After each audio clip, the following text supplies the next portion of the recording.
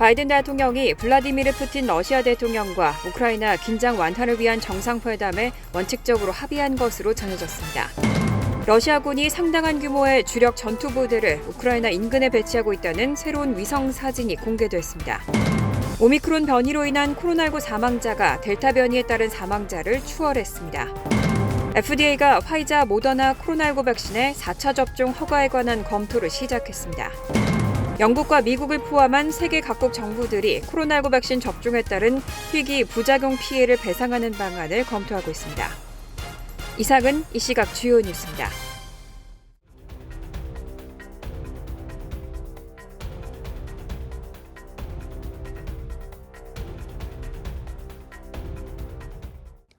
여러분 안녕하십니까? KBN 뉴스입니다. 갑자기 제가 나와서 놀라셨을 겁니다. 저도 갑자기 놀랐습니다. 서경희 아나운서가 다리를 다쳐서 제가 일주일 정도 여러분과 함께 하게 됐습니다. 서경희 아나운서가 하루빨리 쾌유되기를 바라면서 오늘의 첫 소식 전해드립니다. 러시아가 우크라이나를 침공하려는 태세를 갖추면서 전 세계가 긴장하고 있습니다.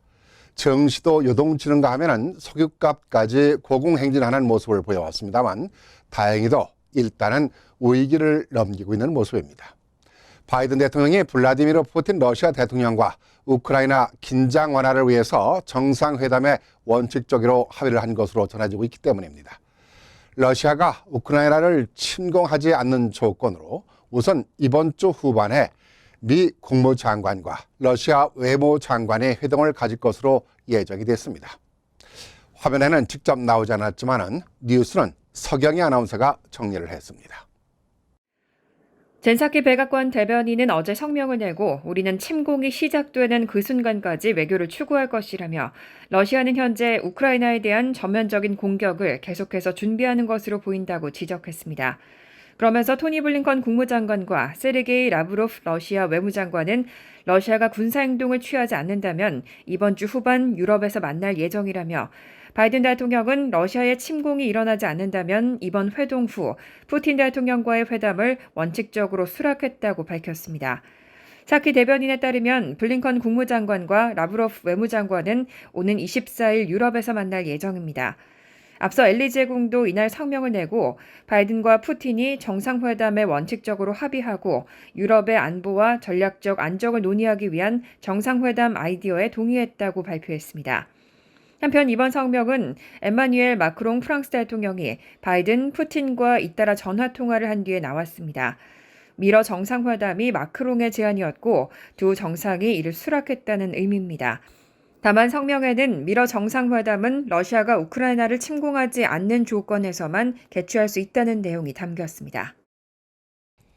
이런 가운데 러시아군이 상당한 규모의 주력 전투부대를 우크라이나 인근에 배치하고 있다는 새로운 위성 사진이 공개가 됐습니다. 푸틴 대통령이 우크라이나 침공을 하지 않는다면서 철수한다는 말은 거짓말이었나 봅니다. 러시아가 우크라이나를 침공할, 그러니까 공격할 준비를 계속하고 있다는 바이든 정부의 판단 근거 중 하나가 되고 있습니다. 상업 위성업체 막사 테크놀로지는 어제 촬영된 새 위성 사진을 공개했습니다. 그런데 이 사진에서는 우크라이나 북동쪽 국경에 가까운 곳에서 러시아 부대 활동이 활발해졌다는 것을 보여주고 있습니다. 막사는 수비대에 있던 부대를 국경 인근 야전 진지로 이동시킨 것으로 보인다고 전했습니다. 막사는 러시아의 벨고로드 북서쪽 솔로티와 발로이키 근처에서 다수의 장갑부대 장비와 군대를 새로 현장에 배치하는 것이 관찰됐다고 설명했습니다. 이들 도시는 우크라이나와 인접한 러시아 국경에서 약 35km 이내에 있습니다.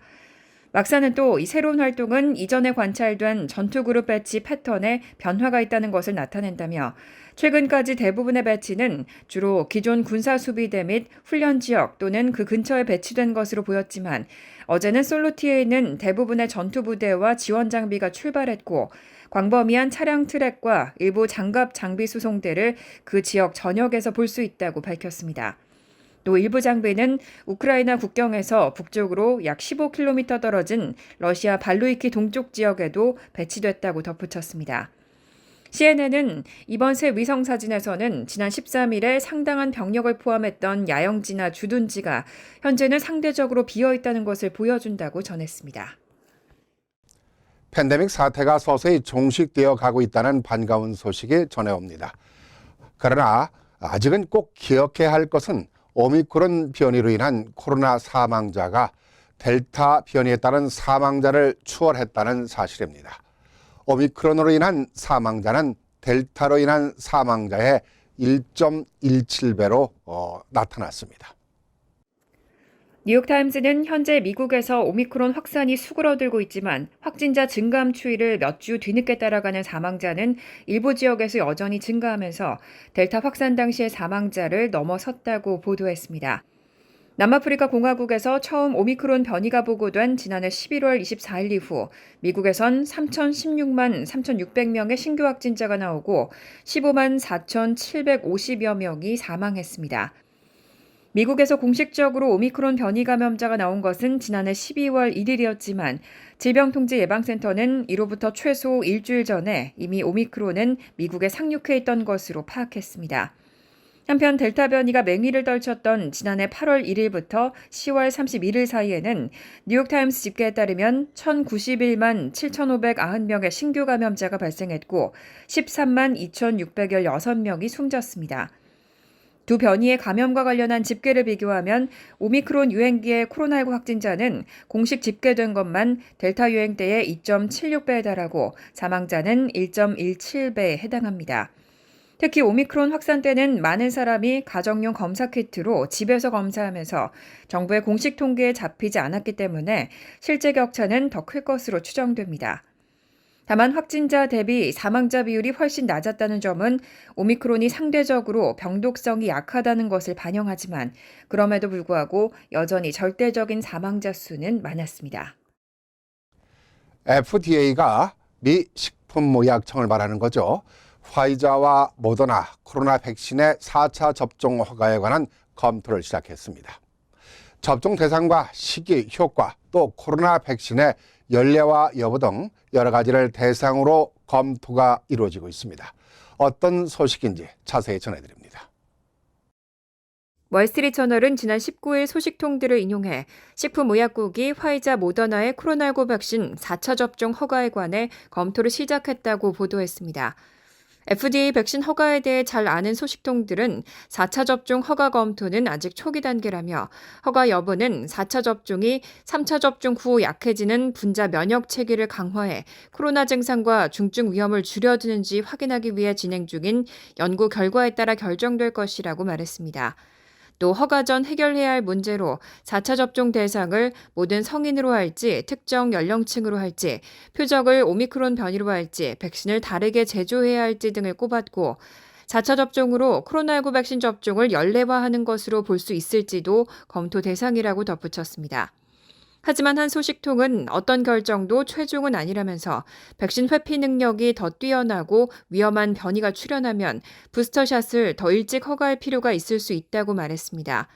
또 4차 접종이 허가된다면 그 시기는 많은 사람이 매년 독감 백신을 맞기 때문에 백신 접종에 대한 저항이 덜한 올 가을이 타당할 것이라고 밝혔습니다.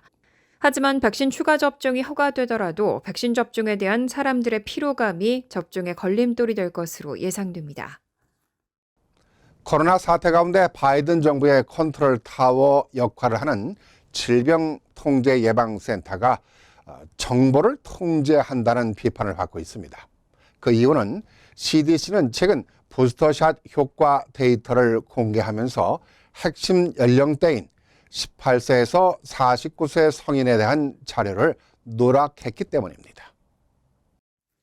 어제 뉴욕타임스는 CDC가 코로나19 사태 이후 수집한 방대한 자료 중 일부를 일반에 공개하지 않고 있다고 보도했습니다.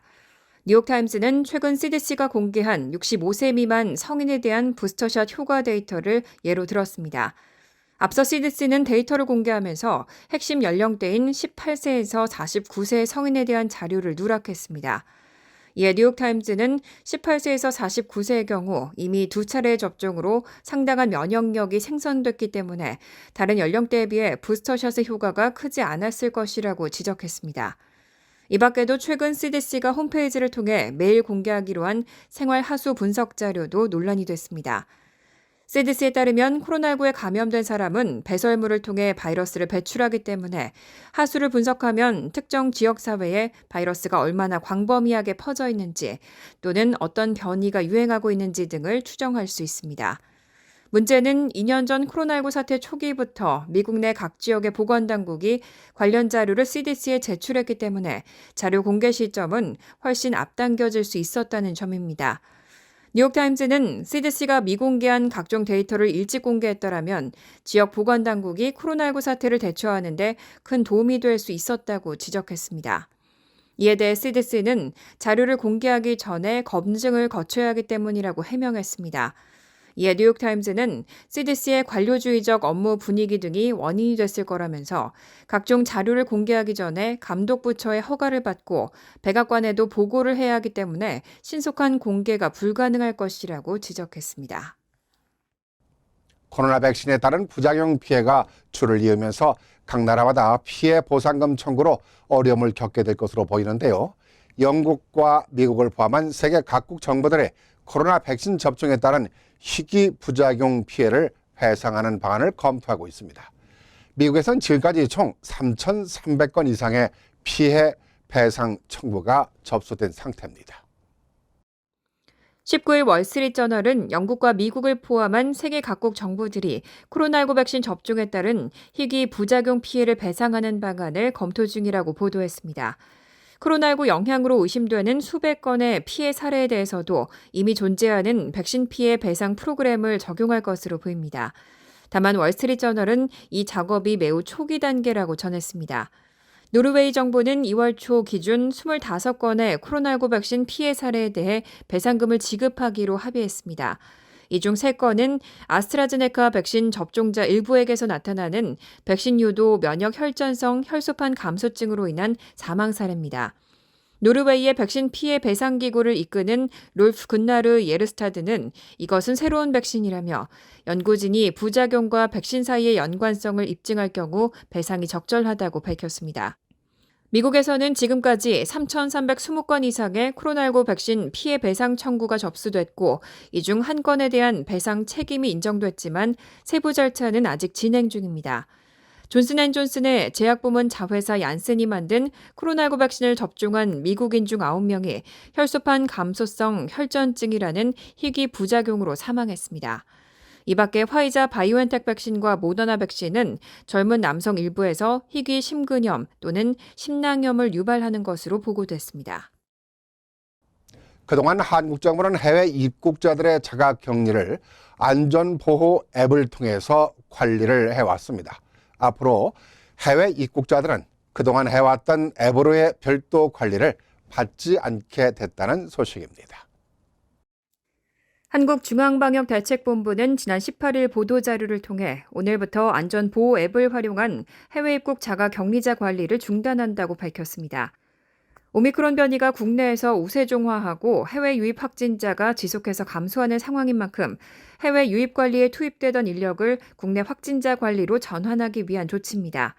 그간 정부는 해외 입국자들에게 자가격리자 안전보호 앱을 설치하도록 하고 이후 관할 지방자치단체에 전담 공무원을 배정해 관리해왔습니다. 방대본에 따르면 해외 유입 확진자 수는 1월 둘째 주 2,276명에서 2월 둘째 주 941명으로 대폭 줄었습니다. 다만 격리 중 관리는 중단되지만 해외 입국자에 대한 격리제도 자체는 유지됩니다. 모든 해외 입국자는 현행 조치에 따라 백신 접종력과 관계없이 7일간 자가격리를 해야 합니다. 또 기존대로 출국일 기준 48시간 내에 검사 발급받은 PCR 음성 확인서를 소지해야 하고 입국 1일차와 격리 해제 직전에 PCR 검사를 받아야 합니다. 한편 정부는 지난 15일부터 해외 입국자가 검역 정보를 사전에 입력할 수 있도록 사전 입력 시스템 누리집 서비스를 시작했습니다. 이 시스템을 이용한 인천공항 해외 입국자들은 건강상태 질문서 및 특별 검역 신고서 제출이 면제됩니다. 해당 조치는 48개 항공편 이용자를 대상으로 오늘부터 다음 달 11일까지 3주간 적용되고 향후 모든 항공편 Q코드 이용자에게 확대될 방침입니다.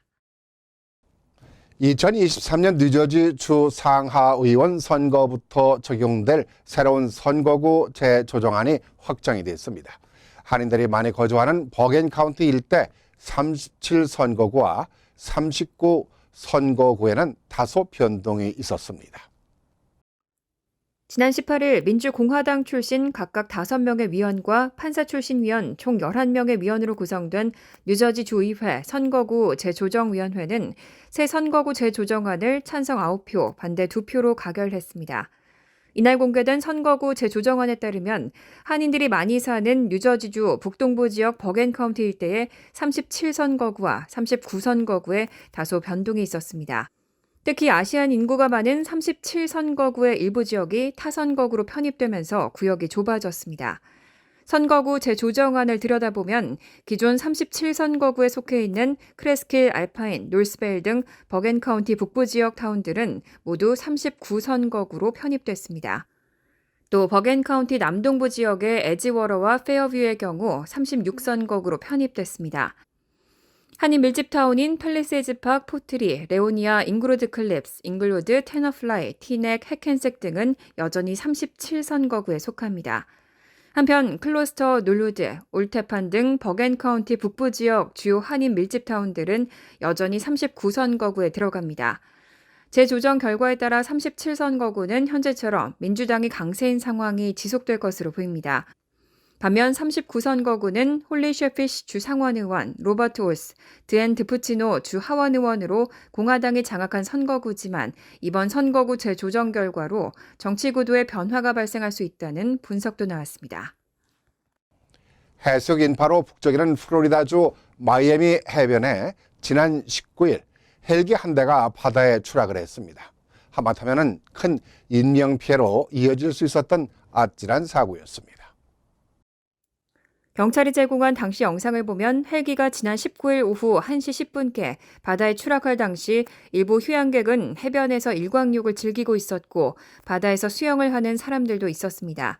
사고 당시 헬기에는 조종사를 포함해 3명이 탑승하고 있었습니다. 경찰은 이들 중 2명은 병원으로 후송됐지만 안정을 되찾았고 다른 1명은 다치지 않았다고 밝혔습니다. 경찰은 사고를 조사하기 위해 마이애미 해변 일부를 폐쇄했고 아직 헬기가 추락한 원인은 밝혀지지 않았습니다. 헬기가 바다에 추락할 당시 해변에 있었던 션 애덤스는 끔찍한 경험을 했다고 말했습니다. 휴가를 보내기 위해 라스베이거스에서 마이애미에 왔다고 밝힌 애덤스는 헬기가 한쪽으로 기울기 시작했고 이내 바다에 떨어졌다며 불과 40에서 50m 떨어진 해변에 관광객들이 있었다면서 아무도 다치지 않은 것이 다행이라고 전했습니다. 또 콜롬비아에서 가족과 함께 마이애미 해변을 찾은 에나 디아스는 헬기가 바다에 추락할 때 매우 큰 소리가 났다며 영화의 한 장면을 보는 것 같았다고 전했습니다. 간추린 소식입니다. 한미 동맹 강화를 목표로 내세운 미주 한미 동맹재단이 지난 18일 버지니아주에서 창립식을 개최하고 본격적인 활동을 시작했습니다.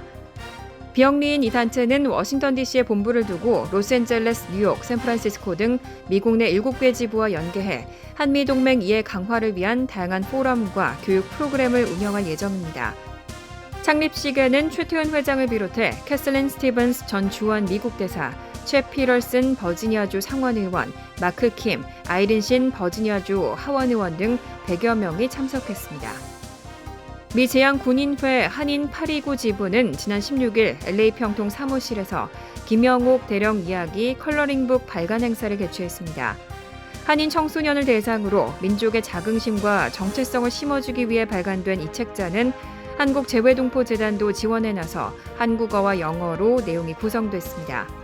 김영옥 대령은 1919년 한인 이민 선조인 하와이 사탕수수밭 한인 노동자 부부의 아들로 제2차 세계대전이 발발하자 미군에 입대해 혁혁한 공을 세워 훈장을 17개나 받았습니다. 또 1950년 한국전쟁이 발발하자 모국을 위해 재입대해 아시아계 중 최초로 연대를 이끄는 역할을 맡았습니다. 맨하탄 차이나타운에서 집안까지 뒤쫓아온 노숙자에게 피살된 크리스티나 유나 이 씨를 위한 추모 기금이 설립됩니다. 19일 이 씨의 유족들은 고인을 추모하고 다시는 이 씨와 같은 비극이 일어나지 않도록 다음 세대 지원을 위한 기금을 모금한다고 밝혔습니다. 온라인 기금은 모금 하루 만에 당초 목표액 10만 달러를 훌쩍 넘긴 13만 달러가 넘는 후원이 이루어졌습니다. 한편 지난 18일 이 씨의 장례식은 뉴저지 팰리세이즈 파크에 있는 세인트 마이클스 성당에서 치러졌습니다. 장례식에는 이 씨의 유가족과 친지, 교인 등 수백 명이 참석해 고인을 추모했습니다. 뉴욕시가 지하철 안전대책을 발표한 지 24시간도 되지 않아 지하철 곳곳에서 승객이 칼에 찔려 다치는 사건이 잇따라 발생했습니다. 18일 오후 5시 30분께 퀸즈 블레어우드역에서는 한 남성이 칼에 찔리는 사건이 벌어진 데 이어 19일 오전 3시께는 퀸즈 자메이카역에서 3명이 46세 노숙자에게 접근해 강도 행각을 벌이다 칼을 휘둘렀습니다. 19일에는 오후 3시께 브루클린의 리보니아역에서 한 남성이 20세 여성의 등을 때리고 복부를 찌르는 사고가 발생했고 같은 날 오후 8시 30분께 맨하튼 168가역에서도 10대 2명이 24세 남성 승객에게 접근해 박스칼로 다리 쪽을 찌르고 달아났습니다. 올 들어 뉴욕시 대중교통에서는 범죄 발생이 65% 증가했고 약 4시간마다 승객 1명이 공격을 당하는 셈입니다.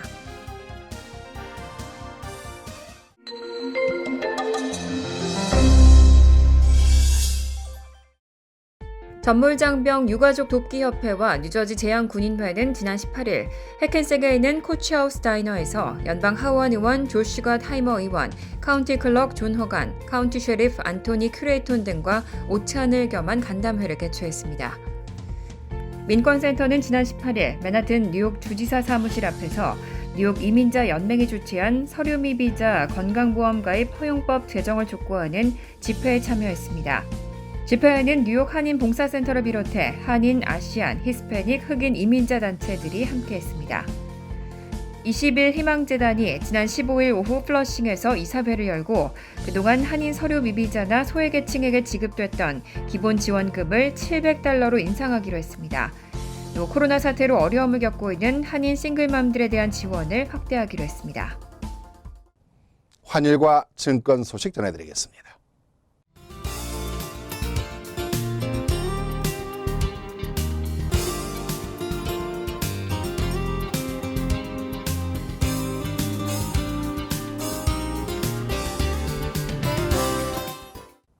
이어서 날씨입니다. 화요일은 종종 비가 내리겠습니다. 낮 최고 기온은 54도, 섭씨 12도, 밤 최저 기온은 53도, 섭씨 11도로 예상됩니다. 수요일은 오전 중 비가 내린 뒤 점차 개겠습니다. 목요일은 흐린 가운데 밤에는 비나 눈이 오겠습니다. 이상으로 KBN 뉴스를 마칩니다. KBN과 함께 즐거운 저녁 되시기 바랍니다.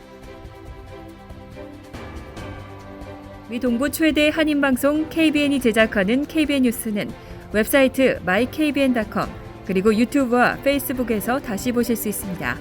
좋아요, 구독, 알림 설정은 뉴스 제작에 큰 도움이 됩니다.